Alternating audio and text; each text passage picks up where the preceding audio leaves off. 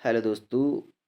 आज पढ़ेंगे हम जीके के 25 महत्वपूर्ण प्रश्न। दोस्तों, वीडियो को लाइक और वीडियो को शेयर तथा चैनल को सब्सक्राइब करके सपोर्ट करें। दोस्तों, पहला प्रश्न, वेनसांग की यात्रा के समय नालंदा विश्वविद्यालय का कुलपति कौन था? वेनसांग वेनसांग की यात्रा के दौरान नालंदा विश्वविद्यालय के कुलपति कौन था? ए आदित्यभद्र, बी बलभद्र, सी शीलभद्र, डी चंद्रभद्र। तो दोस्तों, इसका उत्तर होगा सी शीलभद्र। वेनसांग की यात्रा के दौरान नालंदा विश्वविद्यालय का कुलपति शीलभद्र था। प्रश्न संख्या 2, किताब उल हिंद की रचना किसने की थी? किताब उल हिंद की रचना किसने की थी? Al Masudi, A B Ibn Battuta, C Taranath, D Alberuni. तो दोस्तों, इसका उत्तर क्या होगा? दोस्तों, इसका उत्तर है डी अलबरूनी। किताब उल हिंद की रचना अलबरूनी ने की थी। प्रश्न संख्या 3, प्राचीनतम आहत सिक्के को साहित्य में क्या कहा जाता था? प्राचीनतम आहत सिक्के को साहित्य में क्या कहा जाता था? ए कसारपर्ण, बी पण्य, सी दीनार, डी स्वरसाण स्वरपर्ण। तो दोस्तों, इसका उत्तर होगा ए कसारपर्ण। प्रश्न संख्या 4, पूर्व पाषाण युग में मानव की आजीविका का मुख्य आधार क्या था? ए कृषि, बी व्यापार, सी शिकार, डी लेखन। तो दोस्तों, इसका उत्तर होगा सी शिकार। पूर्व पाषाण युग में मानव की आजीविका का मुख्य साधन शिकार था। प्रश्न संख्या 5, पश्चिमोत्तर भारत की किस नदी घाटी क्षेत्र में पुरापाषाण के साक्ष्य प्राप्त हुई? ए सिंधु नदी, बी झेलम, सी रावी और डी सोहना। तो दोस्तों, इसका उत्तर होगा डी सोहना।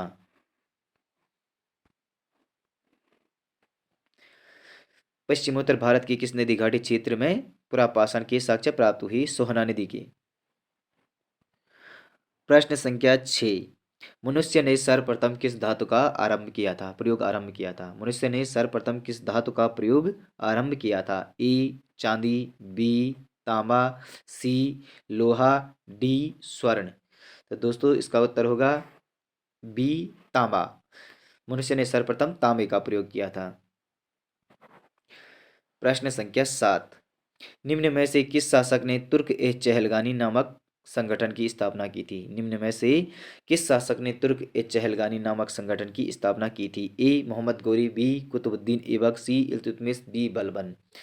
तो दोस्तों, इसका उत्तर होगा सी इल्तुतमिश ने। तुर्क ए चहलगानी नामक संगठन की स्थापना की थी इल्तुतमिश ने की थी। प्रश्न संख्या 8, दिल्ली सल्तनत के किस सुल्तान ने पारसी त्योहार नवरोज को मनाना आरंभ किया था? दिल्ली सल्तनत के किस सुल्तान ने पारसी त्योहार नवरोज को मनाना आरंभ किया था? ए ऐबक ने, बी अलाउद्दीन खिलजी ने, सी बलबन ने, डी इल्तुतमिश ने। तो दोस्तों, इसका उत्तर होगा सी बलबन ने। नवरोज को मनाना आरंभ किया था बलबन ने। प्रश्न संख्या 19, प्रश्न संख्या 9, पुर्तगालियों ने 1503 ईस्वी में भारत के किस स्थान पर अपनी व्यापारिक कोठी स्थापित की थी? पुर्तगालियों ने 1503 ईस्वी में भारत के किस स्थान पर अपनी व्यापारिक कोठी स्थापित की थी? ए कालीकट, बी कोचीन, सी सूरत, डी मुंबई। तो दोस्तों, इसका उत्तर होगा बी कोची में। पुर्तगालियों ने प्रथम कोठी स्थापित की थी व्यापारिक कोचीन में। प्रश्न संख्या 10, निम्न में से किस पुर्तगाली गवर्नर ने भारत में ब्लू वाटर पॉलिसी की शुरुआत की थी? किस पुर्तगाली गवर्नर ने भारत में ब्लू वाटर पॉलिसी की शुरुआत की थी? A Francisco de Almeida, B Vasco da Gama, C Nuno da Cunha, de Albuquerque. तो दोस्तों, इसका उत्तर होगा ए फ्रांसिस्को डी अल्मेडा ने। ब्लू वाटर पॉलिसी की शुरुआत की थी? फ्रांसिस्को डी अल्मेडा ने ब्लू वाटर पॉलिसी की स्थापना की थी। प्रश्न संख्या 11, क्षेत्रफल की दृष्टि से विश्व का सबसे बड़ा भू अवस्थित देश कौन सा है? क्षेत्रफल की दृष्टि से विश्व का सबसे बड़ा भू अवस्थित देश कौन सा है? ए चाड, बी मंगोलिया, सी कजाकिस्तान, डी नाइजर। तो दोस्तों इसका उत्तर होगा सी कजाकिस्तान। प्रश्न संख्या 12, 49वीं समांतर रेखा किन दो देशों की मध्य अंतर्राष्ट्रीय सीमा रेखा बनाती है? 49वीं समांतर रेखा किन दो देशों की मध्य अंतर्राष्ट्रीय सीमा रेखा बनाती है? ए संयुक्त राज्य अमेरिका और कनाडा, बी कनाडा और रूस, सी संयुक्त राज्य अमेरिका और मेक्सिको, डी मेक्सिको और होंडुरास। तो दोस्तों इसका उत्तर होगा ए संयुक्त राज्य अमेरिका और कनाडा के मध्य 49वीं समांतर रेखा संयुक्त राज्य अमेरिका और कनाडा के बीच अंतर्राष्ट्रीय सीमा रेखा बनाती है। प्रश्न संख्या 13, जर्मन और पोलैंड के बीच बनने वाली अंतर्राष्ट्रीय सीमा रेखा को क्या कहा जाता है? जर्मन और पोलैंड के बीच बनने वाली अंतर्राष्ट्रीय सीमा रेखा को क्या कहा जाता है? ए मैगिनॉट रेखा, बी हिडनबर्ग रेखा, सी रेड क्लिफ रेखा, डी 38वीं समांतर रेखा। तो दोस्तों इसका उत्तर होगा डी बी हिडनबर्ग रेखा। जर्मन और पोलैंड के बीच अंतर्राष्ट्रीय सीमा रेखा को हिडनबर्ग रेखा कहा जाता है। प्रश्न संख्या 14, भारत का कुल क्षेत्रफल का कितना प्रतिशत भाग मैदानी है? ए 11% भाग, बी 18% भाग, सी 28% भाग, डी 43% भाग। तो दोस्तों इसका उत्तर होगा डी 43% भाग मैदानी है। प्रश्न संख्या 15, भौतिक रचना तथा धरातल के स्वरूप के आधार पर भारत को कितने भागों में बांटा गया है? ए 4 भागों में, बी 5 भागों में, सी 6 भाग, डी 7 भाग। तो दोस्तों इसका उत्तर होगा 5 भाग। भौतिक रचना और धरातल स्वरूप के आधार पर भारत को 5 भागों में बांटा गया है।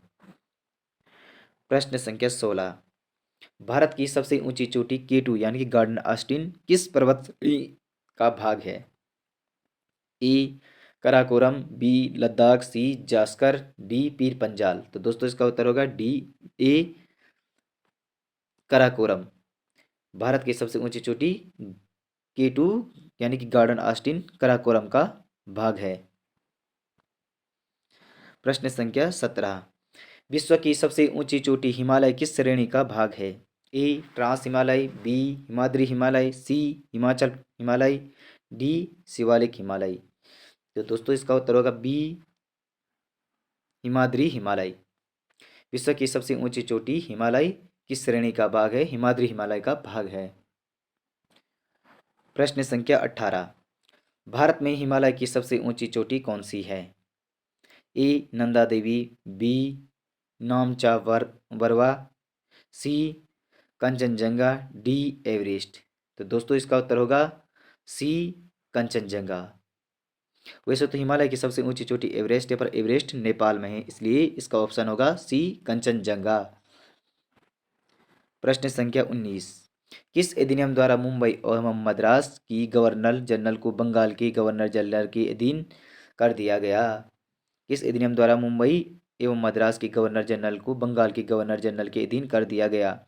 ए 1773 का रेगुलेटिंग एक्ट, बी 1861 का एक्ट, सी 1909 का अधिनियम, डी 1993 का 1793 का अधिनियम। तो दोस्तों इसका उत्तर होगा ए 1773 का रेगुलेटिंग एक्ट के अधीन। प्रश्न संख्या 20, महारानी विक्टोरिया को भारत का साम्राज्ञी कब नियुक्त किया गया? महारानी विक्टोरिया को भारत का साम्राज्ञी कब नियुक्त किया गया? ए 1858, बी 1866, सी 1875, डी 1885। तो दोस्तों इसका उत्तर होगा ए 1858 में नियुक्त किया गया। महारानी विक्टोरिया को भारत का सामग्री 1858 में नियुक्त किया गया। प्रश्न संख्या 21, पृथक निर्वाचन प्रणाली की स्थापना किस अधिनियम द्वारा की गई थी? पृथक निर्वाचन प्रणाली की स्थापना किस अधिनियम द्वारा की गई थी? ए 1909 के अधिनियम, बी 1919 का अधिनियम, सी 1853 का अधिनियम, डी 1884 का अधिनियम। तो दोस्तों इसका उत्तर होगा ऑप्शन ए 1909 का अधिनियम। प्रश्न संख्या 22, संविधान सभा में देशी रियासतों के से कितने प्रतिनिधि शामिल थे? संविधान सभा में देशी रियासतों से कितने प्रतिनिधि शामिल थे? ए 100, बी 70, सी 85 और डी 65। तो दोस्तों इसका उत्तर है बी 70 प्रतिनिधि शामिल थे। संविधान सभा में देशी रियासतों के 70 प्रतिनिधि शामिल थे। प्रश्न संख्या 23, भारतीय संविधान सभा के स्थायी अध्यक्ष कौन थे? A B R Ambedkar, B doctor Rajendra Prasad, C Sachchidanand Sinha, D K M Munshi. तो इसका उत्तर होगा बी डॉक्टर राजेंद्र प्रसाद। संविधान सभा के स्थायी अध्यक्ष कौन थे? डॉक्टर राजेंद्र प्रसाद। प्रश्न संख्या 24, संविधान सभा के पहले सत्र की बैठक कब हुई थी? ए 26 जनवरी 1948, बी 9 दिसंबर 1946, सी 26 नवंबर 1946, डी 24 जनवरी 1948। तो दोस्तों इसका उत्तर है सी 26 नवंबर 1946 को। 26 नवंबर 1946 को संविधान सभा के पहले सत्र की बैठक हुई थी। प्रश्न संख्या 25, उद्देश्य प्रस्ताव सभा में किसके द्वारा प्रस्तावित किया गया था? उद्देश्य प्रस्ताव सभा में किसके द्वारा प्रस्तावित किया गया था? A Sachchidananda Sinha, B R Ambedkar, C Alladi Krishnaswamy Iyer, D Pandit Jawaharlal Nehru. तो इसका उत्तर है डी पंडित जवाहरलाल नेहरू। उद्देश्य प्रस्ताव को सभा में प्रस्तावित करने वाले हैं पंडित जवाहरलाल नेहरू। यहाँ से साइंस के प्रश्न शुरू होते हैं। प्रश्न संख्या 26, निकट दृष्टि दोष किससे संबंधित है? निकट दृष्टि दोष किससे संबंधित है? ए फेफड़ा, बी मस्तिष्क, सी कान, डी आँख। दोस्तों इसका उत्तर होगा डी आँख।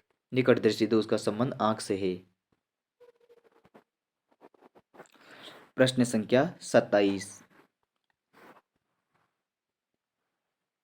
तेल की एक छोटी बूंद पानी पर फैल जाती है, क्यों? तेल की सांद्रता अधिक होती है, बी जल की सांद्रता अधिक होती है, सी तेल का पृष्ठ तनाव अधिक होता है, डी जल का पृष्ठ तनाव अधिक होता है। तो इसका उत्तर होगा डी जल का पृष्ठ तनाव अधिक होता है। तेल की बूंद पानी पर इसलिए फैल जाती है क्योंकि जल का पृष्ठ तनाव अधिक होता है। प्रश्न संख्या 28, सभी रंगों को सोख लेने और किसी को भी परावर्तित न करने वाली वस्तु दिखाई देती है। ए नीली, बी काली, सी श्वेत, डी धूसर। तो इसका उत्तर होगा बी काली। सभी रंगों को सोख लेने वाली वस्तु काली दिखाई देती है। प्रश्न संख्या 29, निम्नलिखित में से किसका ध्वनि के वेग पर कोई प्रभाव नहीं पड़ता है?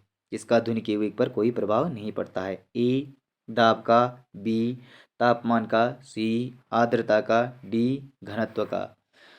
तो दोस्तों इसका उत्तर होगा ए दाब का। दाब का ध्वनि के वेग पर कोई प्रभाव नहीं पड़ता है। प्रश्न संख्या 30, रॉकेट किस सिद्धांत पर कार्य करता है? ए न्यूटन का तृतीय नियम, बी न्यूटन का प्रथम नियम, सी न्यूटन का द्वितीय नियम, डी आर्किमिडीज का सिद्धांत। तो दोस्तों इसका उत्तर होगा ए न्यूटन का तृतीय नियम। दोस्तों वीडियो को लाइक, शेयर और चैनल को सब्सक्राइब करके सपोर्ट करें दोस्तों। धन्यवाद, मिलते हैं अगली वीडियो में।